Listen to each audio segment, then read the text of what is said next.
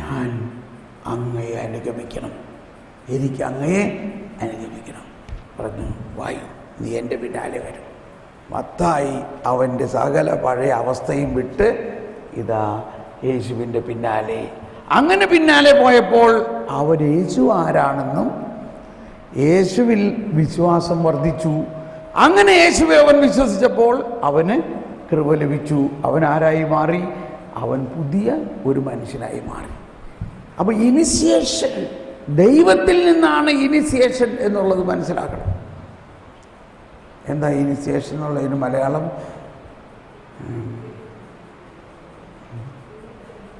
Initiation എന്നുള്ളതിന് മുൻകൈയെടുക്കൽ. Thank you.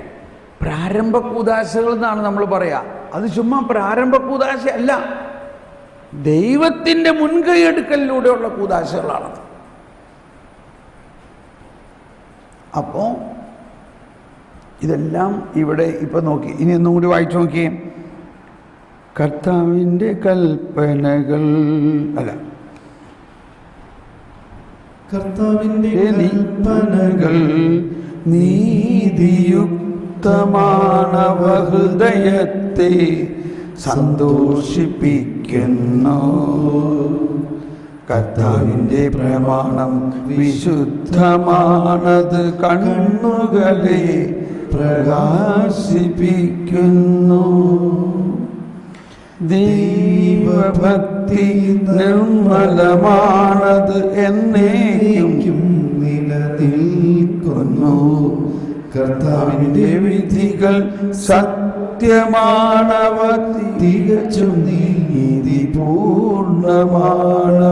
പൊന്നിനെയും തങ്കത്തെയും കാളഭികാമ്യമാണവ. തേനിനെയും തേൻകട്ടയേക്കാൾ മധുരമാണവ തന്നെയാണി ദാസനെ പ്രബോധിപ്പിക്കുന്നത്. അവ പാലിക്കുന്നവന് വലിയ സമ്മാനം ലഭിക്കും. എന്നാൽ സ്വന്തം തെറ്റുകൾ മനസ്സിലാക്കാൻ ആർക്കു കഴിയും?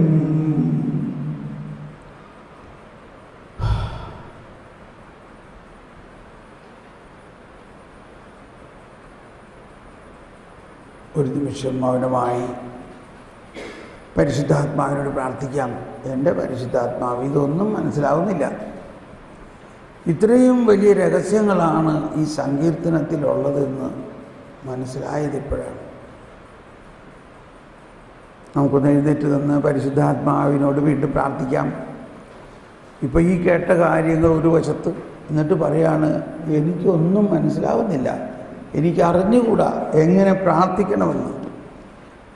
എല്ലാവരും പരിശുദ്ധാത്മാവേ, എന്നിൽ വസിക്കുന്ന പരിശുദ്ധാത്മാവേ, ഹൃദയങ്ങൾ അറിയുന്നവനെ, എനിക്ക് വേണ്ടി പ്രാർത്ഥിക്കണമേ.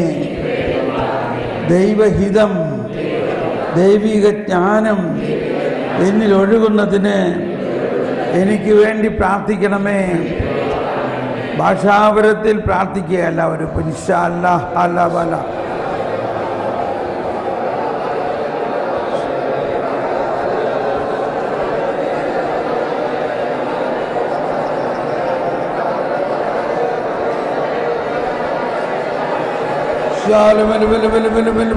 ഭാഷാപരത്തിൽ പ്രാർത്ഥിച്ചുകൊണ്ട്, ദൈവമേ,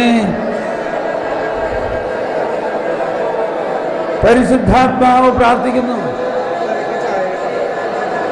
പരിശുദ്ധാത്മാവ് പ്രാർത്ഥിക്കുന്നു. എല്ലാവരും പരിശുദ്ധാത്മാവേ പ്രാർത്ഥിക്കണമേ, പരിശുദ്ധാത്മാവേ എനിക്ക് വേണ്ടി പ്രാർത്ഥിക്കണമേ.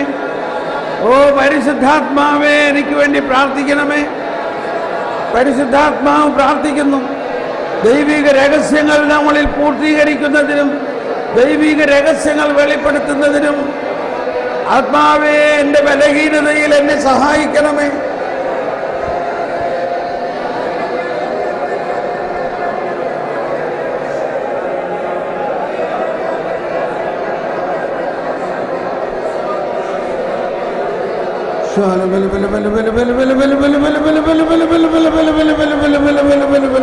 പരിശുദ്ധാത്മാവേ, ഈ കേട്ട കാര്യങ്ങൾ ഞങ്ങൾക്ക് മനസ്സിലാകുന്നില്ല. ഞങ്ങളെ മനസ്സിലാക്കി തരുമാറ് ദൈവിക ജ്ഞാനം നൽകണമേ.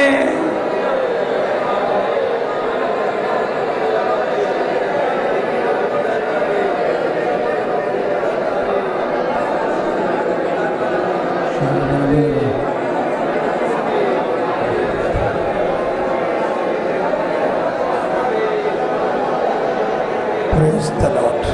Thank you, Jesus.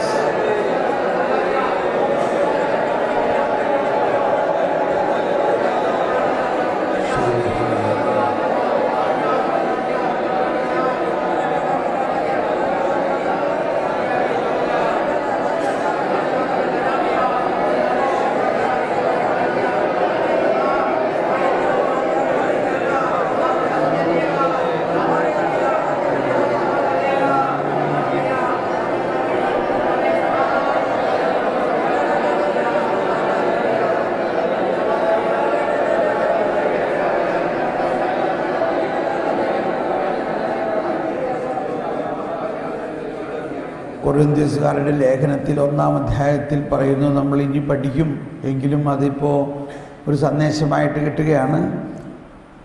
1 കൊരിന്ത്യസ് 1:30 പിന്നെ എഴുതിയാൽ മതി. ഇപ്പോൾ ഈ വചനം കേൾക്കുക.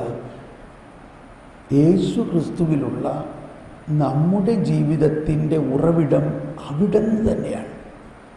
ഉണ്ടോ? നമ്മുടെ ജീവിതം എന്താണ്? യേശു ക്രിസ്തുവിലുള്ള നമ്മുടെ ജീവിതത്തിൻ്റെ ഉറവിടം അവിടുന്നാണ്. ദൈവം അവനെ നമുക്കായി ജ്ഞാനവും നീതിയും വിശുദ്ധീകരണവും പരിത്രാണവുമാക്കി. 4 കാര്യങ്ങൾ. അതെല്ലാം ഇപ്പോൾ പടിപടിയായിട്ട് വികസിക്കുകയാണ്. നമുക്കിരിക്കാം, ഇരുന്നിട്ട് വീണ്ടും നമുക്ക്, എനിക്കറിയില്ല, എന്നോട് ക്ഷമിക്കണം, പരിശുദ്ധാത്മാവ് ഇങ്ങനെ പറയാണ്, ഇരുന്നുള്ളൂ. ഇനി വീണ്ടും നിങ്ങളൊന്ന് അങ്ങോട്ടും ഇങ്ങോട്ടും ഷെയർ ചെയ്യും. ഇപ്പോൾ എന്താണ് ഈ സങ്കീർത്തനത്തിലും ഇത്രയും കേട്ട കാര്യങ്ങളിലും നിങ്ങൾക്ക് കിട്ടിയ ഉൾക്കാഴ്ച എന്താണെന്ന് അടുത്തിരിക്കുന്ന ആളുമായിട്ടൊന്ന് പങ്കുവയ്ക്കും. ധൈര്യമായിട്ട് പങ്കുവച്ചോ. ഇച്ചിരി മണ്ടത്തരമാണെങ്കിലും പറഞ്ഞോ. അങ്ങോട്ട് ഒന്നുമില്ല, പരിശുദ്ധാത്മാവ് നമ്മളെ സഹായിക്കും. പറഞ്ഞോളൂ.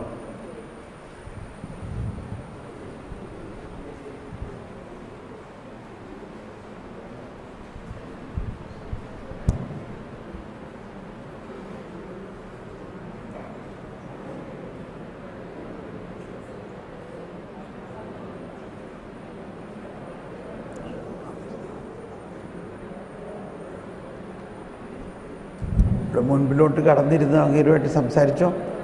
പുറയിലിരിക്കുന്ന ദാനിൽ.